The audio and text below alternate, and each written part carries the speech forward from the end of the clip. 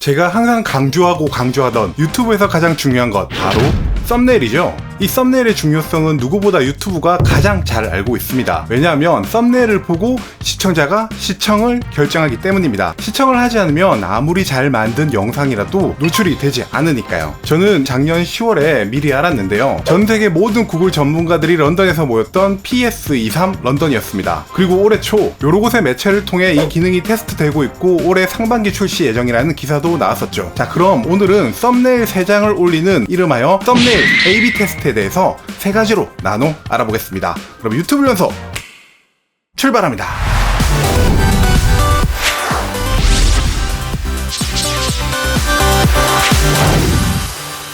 네, 안녕하세요. 국가대표 유튜브 코치, 유튜브 훈련소장입니다. 현재 이 기능이 정식으로 출시된 건 아닙니다. 우리나라에서도 제한된 인원을 대상으로 실험을 하고 있으니까요. 일단 썸네일 A/B 테스트가 무엇인지부터 알아보도록 하겠습니다. 1. 썸네일 A/B 테스트가 뭔가요? 유튜브 스튜디오를 통해 PC에서 업로드를 할 때 처음에는 이런 화면이 나옵니다.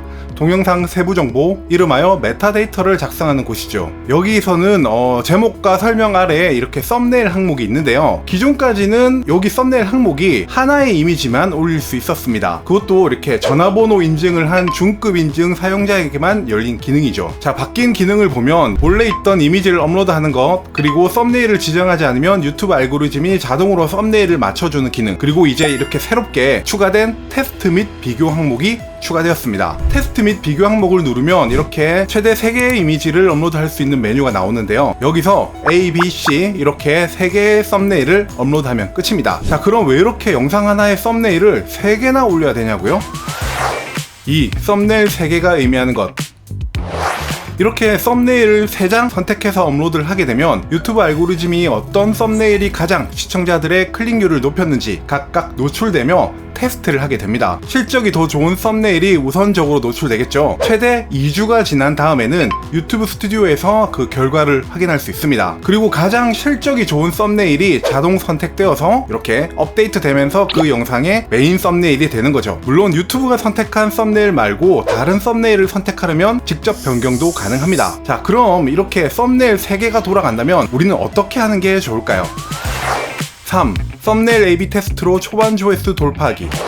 중요한 건 내 채널을 보는 시청자가 어떤 썸네일에 반응하는지를 내가 스스로 알 수 있다는 점입니다. 썸네일을 이미지 한 장으로만 만드는 채널은 왕초보 채널밖에 없죠. 뭐 이렇게 ASMR이나 먹방과 같은 장르적인 특성이 있기도 하지만 대부분의 유튜브 썸네일은 이렇게 사람들을 후킹하기 위한 제목들이 들어갑니다. 썸네일의 이미지도 중요하겠지만은 초보 유튜버의 경우 썸네일에 적힌 제목이 얼마나 사람들한테 후킹을 하느냐, 보통 이렇게 소고점을 주느냐 이렇게 말하기도 하죠. 이런 것들이 정말 중요하거든요. 하지만 이걸 업로드해서 반응을 직접 보기 전까지는 그 누구도 알 수 없습니다. 알고리즘 신님만 알고 있는 거죠. 충성. 그렇기 때문에 썸네일에 사용할 제목의 여러 가지 버전을 항상 만들어서 어떤 단어, 어떤 키워드, 어떤 문장을 만들었을 때 내 채널 시청자들이 좋아할 수 있는지 알 수 있게 된다는 점입니다. 예를 들어 유튜브 훈련소의 경우 이렇게 영상 제목을 3개를 한번 만들어 볼게요. 썸네일로. 첫 번째는 이제 유튜브에서 하나의 영상을 업로드하려면 썸네일 3장이 필요합니다. 두 번째 썸네일에는 유튜브 업로드 썸네일 1장만 올리면 하수, 이제는 3장이다. 그리고 세 번째, 유튜브 대전환 썸네일 3장으로 초반 돌파 전략이 시작되었습니다. 이렇게 3개를 좀 더 덜 자극적이게, 그리고 한 중간 정도, 그리고 완전 자극적으로 문장을 써서 업로드를 해보는 거죠. 물론 이렇게 글자 색상이라든지 폰트 같은 것도 테스트 해볼 수도 있고요. 자, 이렇게 되면 3장 중 1장은 무조건 반응이 있으니까 우리가 기준이 생기는 겁니다. 썸네일을 좀 더 내 시청자들이 좋아하는 방식으로 만들 수 있게 되는 거죠.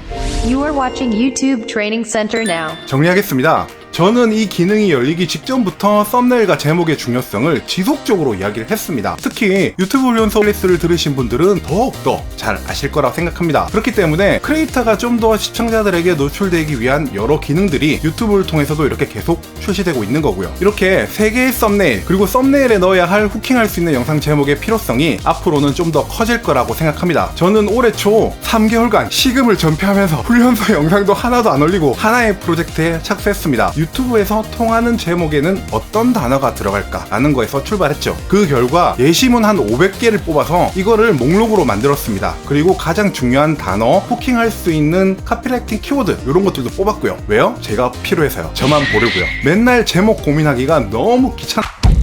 그런데 이렇게 뽑아놓은 목록들을 제 주변에 있는 지인 유튜버들한테 보여줬더니 와, 이게 너무 아깝다고 하는 거예요. 그래서 이걸 전자책으로 만들었습니다. 관심 있으신 분들은 여기 아래 댓글 고정을 참고해주세요. 물론 그걸 안 봐도 제목을 열심히 생각해서 만드는 게 가장 좋은 일입니다. 유튜브를 만들 때 반드시 썸네일을 고민하시길 바라겠습니다. 자, 그럼 여기까지 시청해주셔서 감사합니다. 다음에도 따끈따끈한 정보가 있다면 얼른 가지고 오겠습니다. 그럼 구독 좀 눌러주시면 바로 그럼 여러분 모두